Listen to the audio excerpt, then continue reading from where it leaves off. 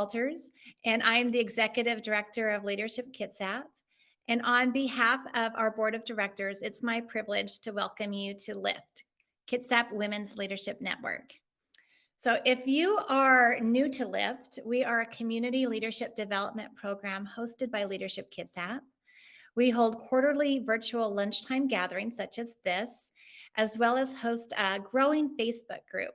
If you haven't joined our Facebook group yet, when we return to the floor, there's a banner that you can click that you can ask to join that group.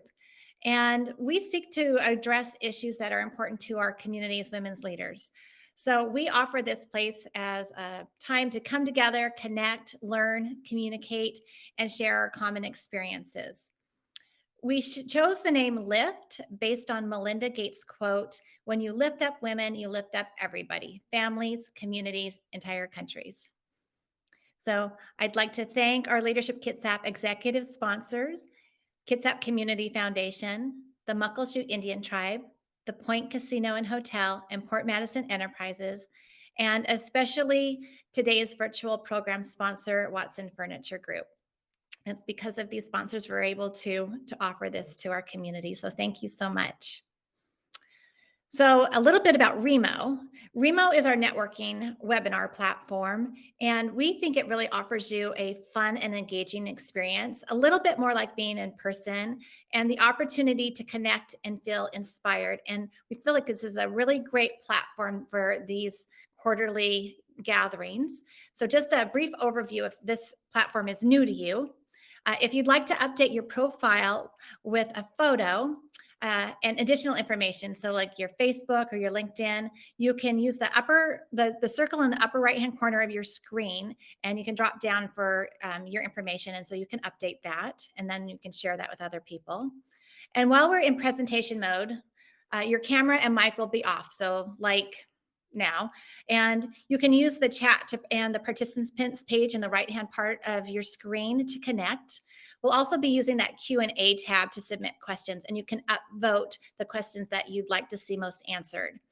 The other thing you can do is react to what is being said with an emoji. So if you want to give it a try, you can give me a thumbs up. Just click on the bottom right part of your screen is an emoji, and then your little circle will turn into that thumbs up. So thank you so much. If you have any additional tech questions, there's a need help button in the bottom left corner of your screen, and that's for FAQs or to be connected directly to REMO for help.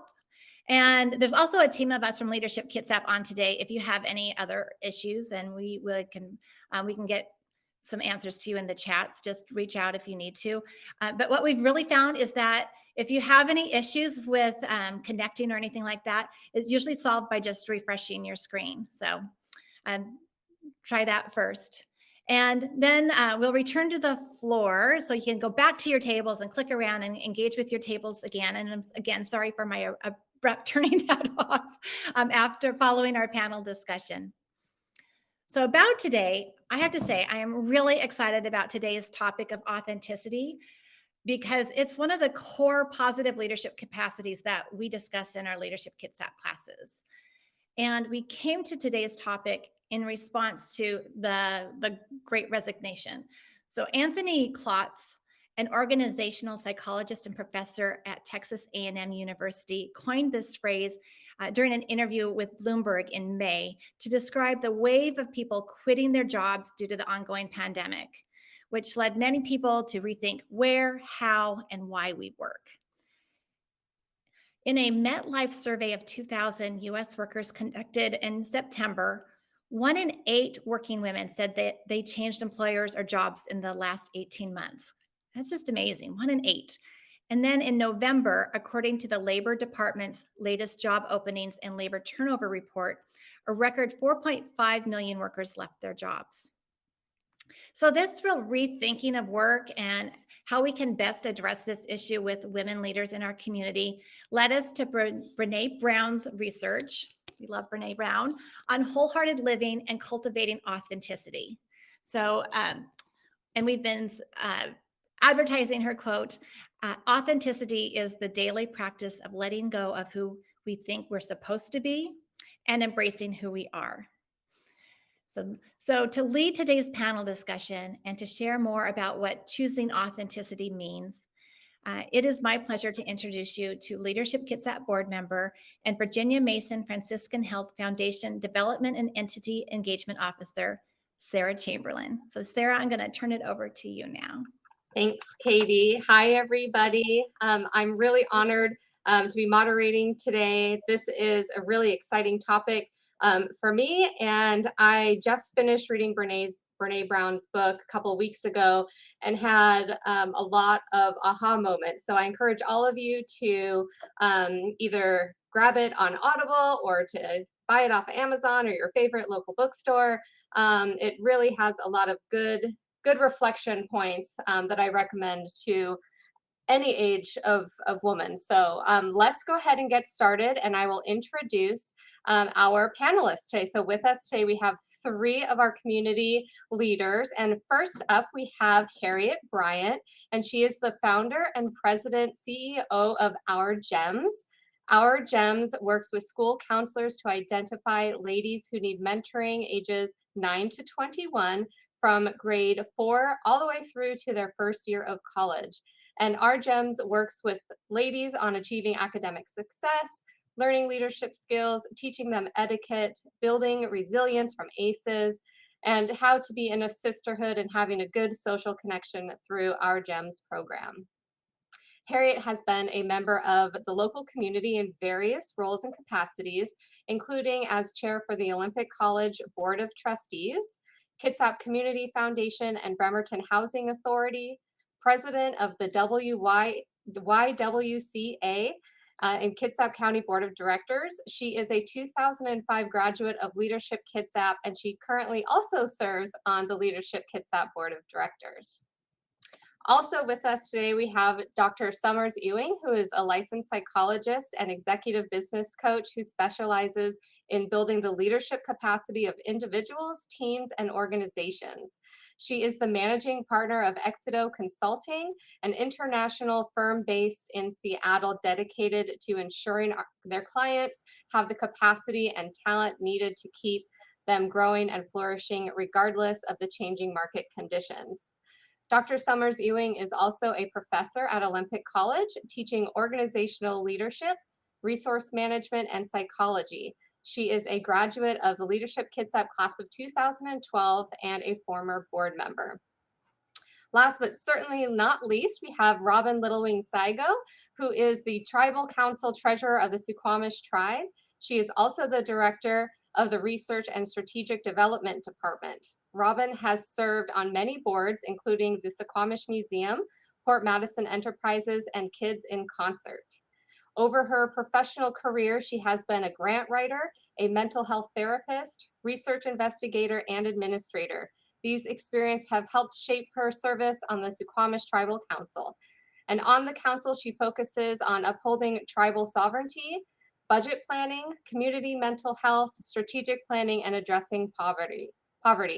After receiving an undergraduate degree in cultural anthropology, Robin dove into tribal government work before going back for her master's degree in social work from the University of Washington. And most importantly, Robin is a mother of 4 amazing kids, ages 10 to 19. Her children keep her grounded, busy, and inspired. So welcome all of our panelists. Thank you so much for sharing your time with us today to explore this incredible topic of authenticity. So to our audience today, we are going to go through this presentation, and if you have any questions, please add them to the general chat. You can also upvote questions that you see that you want to make sure that we ask and get answered. So let's go ahead and get started, ladies. So similar to what Katie was talking about, there's been a lot of change over the last 2 years, particularly with COVID, and how us ladies go through our day-to-day activities, and professionally and personally. So question number 1. After 2 years of COVID, women are reassessing what's important in their lives and in their careers. What have you personally let go in the last couple of years to live your life more authentically? Have you made any shifts in your focus personally or professionally? So is there anyone that wants to hop in and go first. Harriette, why don't you go ahead? Yeah. Okay, I sure will. Well, gosh, these last 2 years has been challenging, not only for me, but for everyone else as well. And so during the pandemic, I really learned that I can actually let go and not really just overwork myself. I think about what my schedule was before the pandemic, and it was very, very, very busy. I served on various boards, lots of them actually, and then also my own organization, which we serve in all 5 school districts and 19 schools, so that was really, really challenging. And so I think these last 2 years have taught me that I can be who I am and do what I do and not be stressed about it, and just really working until I just can't breathe anymore. So I actually took the time to let go of that type of schedule and just really think about myself, my health, and cut back on a few things. And I'm really enjoying it. I was like, whoa, I should have did this a long time ago. Little bit of weight off the old shoulders, huh? Exactly. Was there a systemic process that you went through to figure out where you wanted to continue to serve and where you wanted to release a little bit of your participation? I think it was just time management, just managing my time a little bit better, Okay. making sure that my schedule was sharp and not all over the place. And so once you get those two things down, you manage your schedule really well, and you manage yourself. You become this wonderful, authentic person that you've always wanted to be. And so that's how I did it. Yeah, wonderful. It looks like Dr. Summers-Ewing is turning on her video, but at least on my end, it looks like it is still loading. So Robin, if you're out there, can you turn on your camera and mic, and we'll ask you the questions as well and see what your response is. And Sarah, Dr. Dora, she's on. She is. Okay, for me, it's a spinning circle. So we're still getting used to technology after 2 years of everything being virtual. So Dora, go ahead. I can't see you, but go ahead. Well, one of the things I was thinking about when you prefaced the question is that I think we had this great big pause. Maybe button. she can't hear us. We can't hear her. Me? I can hear her. Harriette, You can hear her? Okay. I can. That's a start. Okay, well, I'm just going to be quiet then because I can't hear anyone but Harriette. Okay. Well, I was just going to say, we got this great opportunity to hit a pause button. And we had all these reasons why we had to. And so for me, I started having all this extra time because everything was canceled. Everything didn't happen. And, where do you go but with yourself sometimes if that's the only company you're keeping? And I just started to ask myself, okay, what am I doing with my life? Where am I going? What's important to me? And then the big question was, what was I missing versus things I didn't miss? That was a key part of my process in looking at that.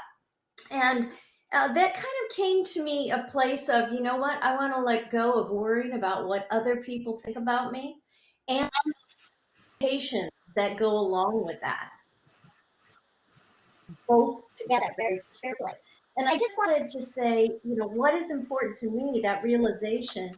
And I wound up giving up a couple of professional things. I was on an advisory board for a long, long time with a client of mine, and I let them know that I wouldn't be continuing forward for another term, that, I had been there long enough, contributed everything I had to give, and it was time to move on. And more importantly for me is I did something that any good business owner would tell you not to do. And that's I declined to bid on a project that was exactly in my sweet spot for my company. And I did it intentionally because when I thought about doing the project, I couldn't get excited. I'd done hundreds very similar to that and could find no additional challenge or reason for why should I do this over something else that I could spend my time with. And so for me, that's how I came to figure out what to let go. On the plus side, what I didn't let go of was I learned to really enjoy having lunch with my husband every day. That was like a big aha. It's like we had fun at lunchtime. Anyway, I'll stop there and turn it over. Wonderful.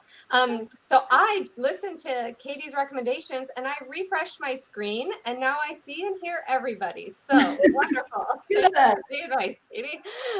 Okay, Robin, why don't you go ahead? All right. Well, this is so great to see everyone. I'm excited about this platform. I'm excited. Like I get to see, I finally realized how to make it work, which was to switch to desktop mode.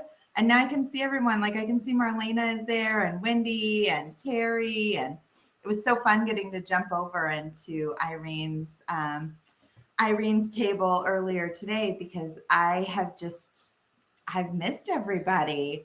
I've missed seeing people in person. And I think as somebody who has always been a very proud extrovert, I really embraced my introvert side during this pandemic.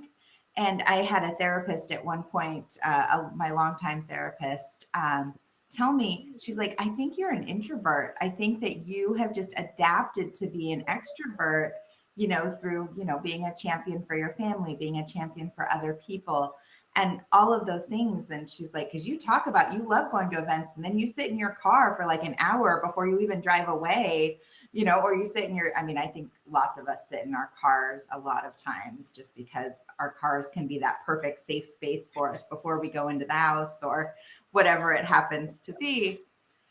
But I think really embracing that part of like, I don't have to be everywhere all the time. That, when you're looking at, if you remember, 2 years ago, we were told you're going to know somebody who dies from this. You need to stay in your house. Like it's not going to last very long.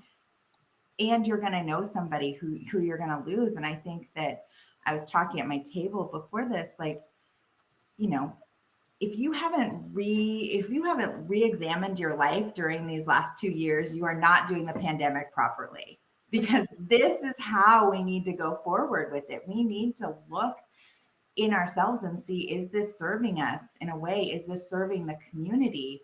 And trying to figure out what those things are. I was saying in my group that, one of the big decisions that I made was to not run for tribal council again. And I started a countdown like almost last year, so I have 33 days left, and then I will be completing my third term on tribal council. And I hope that I've mentored enough people so that there's other women who come up after me, that I've laid that plane there for them so that they can come up and do these wonderful things. But it's exhausting and it's hard to step down. As a woman of color, I find it's really difficult to step down from something because I feel responsible for it all the time. That there's some sort of, there's that piece where I feel very responsible to my community. And if you haven't seen Encanto yet, please go see it. There's the sister who's like holding on to everything. And I think that a lot of us, we can relate to that piece. And actually last year when I really was kind of making the decision not to run again, I put it in my phone in a calendar one that, when I look at it, it says, does this serve you? Does this serve your family? Or is this just something you feel responsible, like you have to do? And so I think having that reminder on my calendar so that a year later, I could, when somebody says, are you sure you don't want to run? Sure you don't want to do this just a little bit longer? Then I can remind myself, no, I'm doing this. I've made a path for other people to do that. And that part is not my responsibility. So I think learning how to do some of those things is so important. What does re-engagement look like? What does it mean to not have to travel, all the way back to DC several times a month for only like 3 or 4 20-minute, half an hour meetings, because I can do them from here. So, and I think that part, Brene Brown's been a big part of, my life for a number of years, not personally yet, but I still hold that there. But yeah, I mean, getting to just listen to our podcasts every week are one of those things that I look forward to during this, and that reminder of how to be our authentic selves. Yeah. I love what you said about having that reminder on your calendar so that you can continue to remind yourself that the reason why you do or do not do things. And while I was reading Brene Brown's book, there was a lot of things that popped up for me of the question, why do I do what I do in so many different lanes, right? So if the answer, there's a lot of things that came up from my childhood, actually, if we're going to be completely transparent here. There was a moment where I have been pushing myself professionally so hard because from the time that I was a child and everything that my parents were teaching me to do, it was do this the right way, do it this way, don't do it that way, and be a part of your community, be successful, give back. And so even as a almost 39-year-old woman, I am trying to not just please myself, please my community, but please my parents, and really have seen why I am pushing myself so hard. And is that because it's important to me, or is it important to my parents? Is it important to my family, to my community? So I think having those reminders of why we do those, whatever it is that we do, and prioritizing, kind of back to what Harriette was saying, that she had to make some priorities known to herself, is really a great way for us to really give back more because we're doing things that are more meaningful to ourselves. So, but again, I recommend Brene Brown's book. It's fantastic. Let's move on to our second question before I go off on so many tangents from this book. I was really excited to read it. So question number 2, it takes courage to live authentically. In your role as a mentor to other women, what advice do you share to encourage finding balance and preventing burnout, which I think all of us can say we have experienced. And definitely with the pandemic and the lockdown, we all were all of a sudden like, whoa, what is this life of hanging out? So let's talk about that a little bit. Finding balance. How do you guys do it? So I actually I had a team meeting today with my research and strategic development department, and I was like, they're going to ask me this question, and I am so bad at this. This is not something I'm great at. And Albie Lawrence, who is, one of my best friends, and also we work together, and definitely she was part of my pod family when we were all potted up for the pandemic and even before that. And she said, one of the things that you do that I don't think you realize you do is you reach out to us. Like, we're your friends. We are there to take care of you. And just saying, like, one of our friends didn't tell us once when she had surgery until the day after. And we were like, full on intervention with her. We're like, I'm sorry. This is a rule of our friendship, is that you have to tell us when you're going through something like that. So we're really good about telling each other things. And then even if I don't need anything from them physically, financially, any of those things, what I do need is for them to just know that. And so that I've shared that, so I'm not holding it to myself. And then they jump in and they're like, hey, do you need anything? If you need anything, I'm available. I got a message later on that night. I was, my mom is fine, but she was in the hospital this week and I wasn't sure what that looked like. And so them just checking in with me, and it sounds like something small, but it's really not. Like, that's the way that I get to share my stress, and somebody else balances it out with me. The same thing, with my partner, when, I'm feeling stressed, but I still want to be with him because I want that moment of like holding that stress together and also holding the joy together, holding all of those pieces together. I think that's what helps keep me in balance. Like, I wish it was bubble baths and getting massages, but those aren't part of my life right now. But I think it's just those finding your people. Who is your community? Who are those people that you might run into at the store nowadays that you just get to share space with for a minute, and you really quickly, right? You don't have time for how is the weather or the small talk part. You just crash together and you're like, say all the big things that are going on, and you get to hold space for each other just at the grocery store for 3 minutes, and then you get to move away. And I think that really looking, like, those are the authentic connections. Those are the taking advantage and getting the most out of those connections when you have those opportunities. So you find your balance in other people. Yes. Yeah. I think finding, in those connections for sure. Right. Wonderful. Dora, do you want to go next? Sure. I come at it from a little different viewpoint. As a psychologist, wrestle down what are the concepts that we can use and make it work. And one of the things about balance it's so hard is we are only wired to have physiological balance around homeostasis. Everything else is a critical conscious choice that we make in terms of how we organize and live our lives.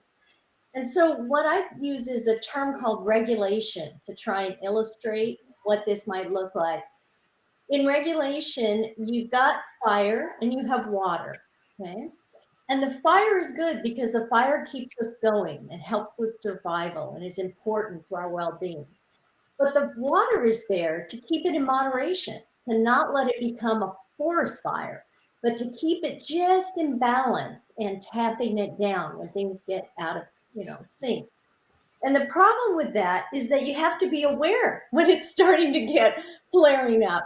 And so you have to learn to kind of check in with yourself almost on a daily basis, I would recommend. And I'm doing this from a standpoint of what I would tell somebody I'm coaching. Okay? And checking in and going, okay, how's my fire? Where's my water? How are things going? And you might want to look for some of the signs that the fire is going up. One of them is a great one that Brene Brown uses, numbing your emotions. Well, you can numb the negative, but you're going to numb the positive at the same time. Or self-medicating by excess of food, alcohol, binge watching, whatever's on, things of that sort as well. Or having really snap reactions, anger or, cynicism towards people as your first line of response. So once you recognize that, okay, that fire may be going up, then you have to go to some what we call sensory-based activities. And these are the ones that involve our senses: touch, smell, taste, all of those things as soothing or pleasurable experiences. And that acts like the water to control it. So what you have to figure out are what are the experiences that are important to you, and then put those in your little bag, so to speak. And then more importantly than anything else is practice them on a daily basis for 5 or 10 minutes. That's the key difference is don't schedule it for an hour several times a week. That's not as effective as a little dose every day. Because once that fire gets out of control, it takes so much more to bring you back to balance. Or if you're not able to do it fast enough, that's where burnout occurs. And so that for me, I try and keep that in my own mind, to kind of keep myself in check. And I have my few little go-to activities. I admit I like music. I admit I like my glass of wine. I like a good book, so all of those things work for me. But you each need to figure out what works best for you. I love that analogy, though. I mean, it makes sense to all of us, right? So that's perfect. Thank you. Harriette, how do you go about finding your balance? And how do you, I mean, you're a mentor to lots of little girls all the time. So what kind of conversations are you having with them? Like you said, I do mentor quite a few young ladies, and and what we do is we just express love for each other. It's wonderful to let someone know that they're cared about, and you care about them. And so we share that all the time. We always talk about be your beautiful, authentic self. Don't worry about what other people think or do, but be you. What makes you happy? And the main thing is to remember to treat people the way you want to be treated. And so we really talk a lot about that because we prepare in building a sisterhood. And so as a mentor, we have to actually be that role model. And so that's why we always talk about coming together, being together, sharing, having fun. Matter of fact, one of my colleagues shared something that I thought was really cool. And he said that my mission is not your mission. My journey is not your journey. So don't tell me what I used to do or who I am to be. And just look at who I am now. And I think that's really important.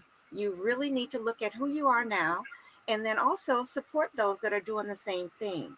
And as these young ladies, they grow up to become brilliant young ladies, community members, they need to know that we care about them and we're there for them. And so you just treat people the way you want to be treated and just love everybody. You don't have to like them, but you sure have to love them. I love that. I love that. And I think that changes, the loving and the liking with every relationship, right? Whether it's a professional relationship or a personal relationship, everyone has their moments, and sometimes those moments last a good amount of time.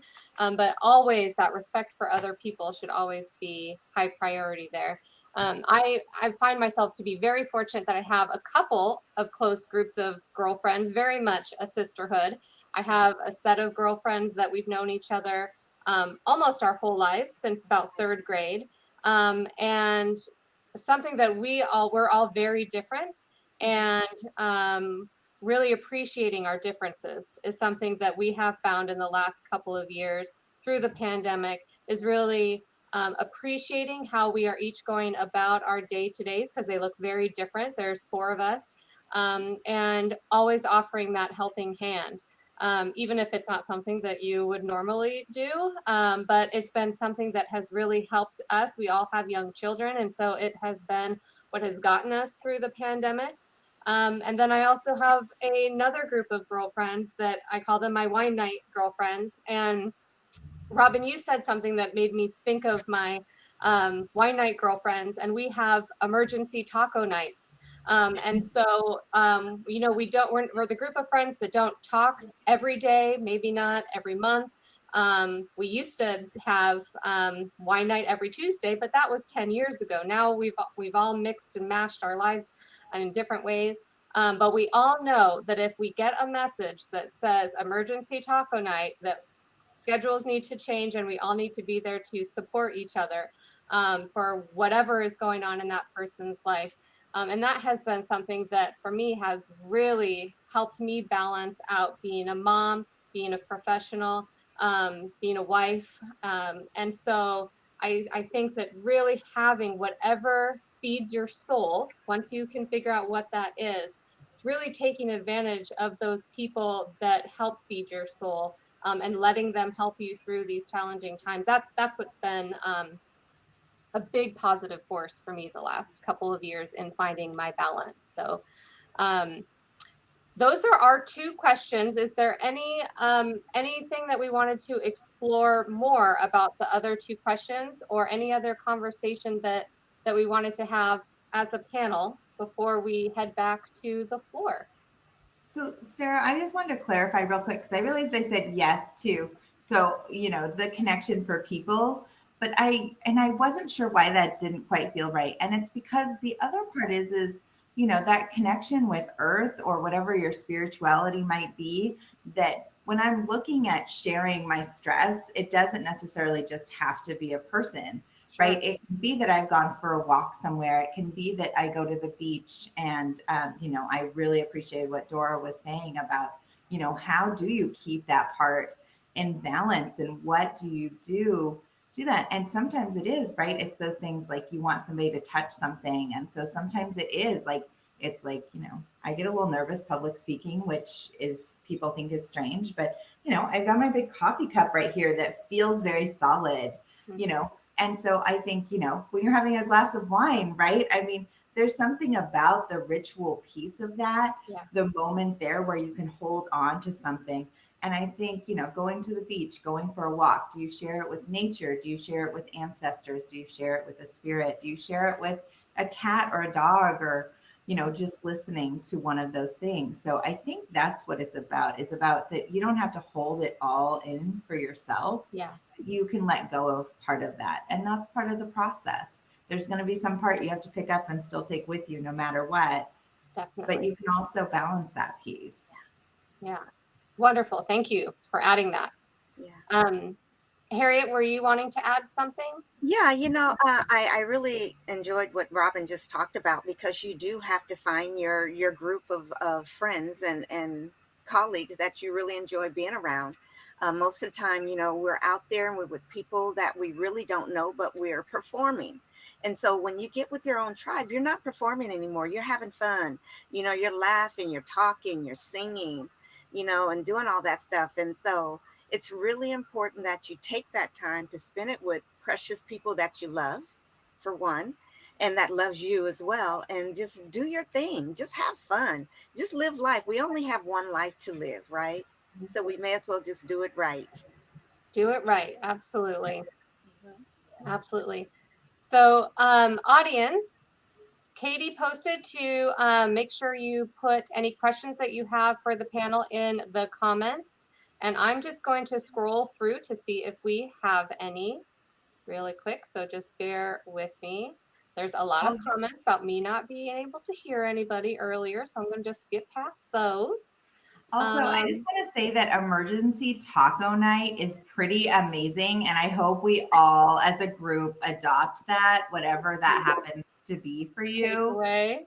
That's right. Yes, I love that. So I'll, as I'm waiting for questions to come in, I'll share kind of what Emergency Taco Night has done for some of the ladies in this group. So this is a group of ladies that are probably 35 to almost 60. So it's a big age range, but it has helped, and there's probably altogether about 12 of us.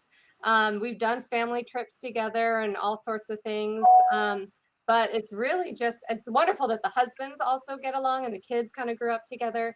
But we have had emergency taco nights for divorce conversations. We've had them for career choices, career moves. We've had them because we are just so lonely, we can't take it anymore. Let's see, what else have we had? We've had them for I'm getting married. We've had them for I'm pregnant. We've had them for anything that feels like you need your people. And we made a pact, gosh, probably 15, almost 20 years ago, that if emergency taco night comes across on your phone, we're here for you. And there has never once been a time where one of us hasn't shown up. And it's been incredible because you get, with the age variety that we have, you get perspectives from all over the place. And it's wonderful because you can pick and choose what works for you and what your situation is. And we all come out of it loving each other more than we did at the beginning of taco night. So I love that you guys like it. We like it too. Well, and I think that the part where you're actually adding, like, what does emergency taco night mean, right? Yeah. Like, what does it mean within your friend group? Like, we have our phrase here in our office is linoleum, which is it's just a random word that we wouldn't use in our daily lives most of the time, but it's like, linoleum, what's going on with this? Like, I'm stressed out about this. I need to share it with my crew. Everybody kind of get on board. And I think that those are really important. Like, what do those look like? And that, a lot of times I think we assume friendship should be easy, or we assume that relationships should be easy. And then when we get older, we're like, that is not true at all. It's hard. What do some of these things look like? Like, how do we be our authentic self if we don't have some parameters around what that is, what our expectations are, or we're always going to be disappointed? Right. I agree wholeheartedly. Let's see. We've got some. Let's see. Have you found yourself having to let go of relationships and traditions that you now really miss? And how have you found replacements or recreated? That's a good question. Does anything pop to mind with our panelists about relationships or traditions during the last couple of years that you've had to let go and find new routes? I'll share something, but it's not to anybody to feel bad. My best friend died 2 years ago almost as a result of the COVID situation. And that was a very unexpected loss. And one that didn't see coming, didn't even realize it would happen. But it was one of the more important relationships in my entire life. And it was almost 30 years standing. Wow. And so all of a sudden, not having that person in my life that, your go-to person, like you were talking about, your community, your sense of sisterhood, all of that vanished overnight, very suddenly. Mm-hmm. And I have to admit that I'm still struggling with that and how I'm going to manage that. But it doesn't involve necessarily going out and trying to substitute another relationship. It's trying to let that one go in peace and serenity. And so I'm still struggling with that. I still haven't found the way to go about it, but I have a lot of people that are trying to help me, a lot of people around me. I pull on that support. My partner of 43 years gets, the big share of that. But, there are some relationships and things change that we can't put back. Right. And that's just part of life. Right. Thank you for sharing that. I'm sure that there's, every single person here today, like I can't remember who mentioned it earlier, but that we've all lost somebody, or know somebody that is really close to us that lost someone that's close to them, and really still trying, even like you said, 2 years later, really trying to navigate those feelings and those emotions and piece it all together in a way that emotionally makes sense to us. And 2 years seems like a long time, but in the lifespan of our lives, it is a flash, right? So you will probably be continuing to work through that for a long time. Yeah. So there are some other questions in the Q&A. So I'm going to go through those. See, let me see, maybe let me check on time. Okay, we're going to go through them quick. What is your example of finding pause in life and in career? And do you think it is important to pause? Does anyone want to tackle that one? I think it was important to pause because of, what was going on in all of our lives in the last 2 years. And so we didn't really have a choice but to pause. And so how do we deal with that pause? Dora said it really well, you just have to deal with it. And so what I did is I found a really good friend. I have a really good friend, and we just decided that we would lift each other up. We would do everything together. And that way, because, I have a couple of brothers here, but one of my brothers got COVID, so that was a cutoff right there. And then my other brother worked in an environment that, he was in a lot of different places, and he didn't want to bring anything back to our family. And so I had a good friend that lives down the street. So we did walking together, grocery shopping together, dinner together, my husband was there too. And so it was great. And so I think that was a pause for me to not be able to hang out with my family. Mm-hmm. Yeah, that's a hard shift for sure. I think it's a really, it was interesting, right? Because all of a sudden the people who are in your pod, you have to have some difficult conversations with them about it, because you might have an idea of how your family deals with COVID and what you consider our friends and family started calling it COVID math. It was like, well, how far separated are you if they see this person and they're seeing this person? And having those difficult conversations with, you say you're doing this, but it looks like you're doing this, and I'm not comfortable with that. Yeah. I mean, that was a huge one, which I realize is a different part of the pause one, but I just want to make sure that we acknowledge some of those difficult times we had. Like, nobody wants to say, I can't see my mom right now, but it's like, maybe she sees too many people. Yeah. So, yep. I remember having those conversations too with some of my girlfriends, thinking, I got a 93-year-old grandmother that I'm helping to take care of. I'm not sorry.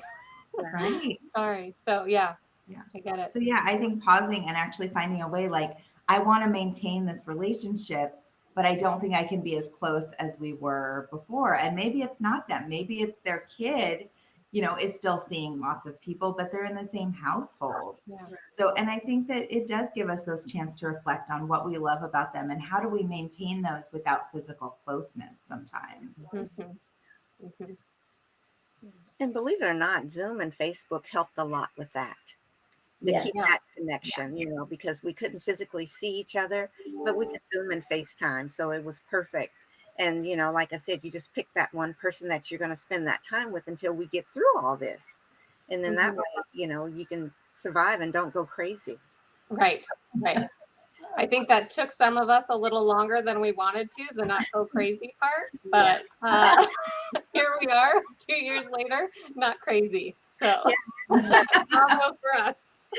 Oh, we got more questions coming in. Okay, third one. How have you handled, Katie's coming on to kick me off, letting go of people in your life in order for you to be your authentic self?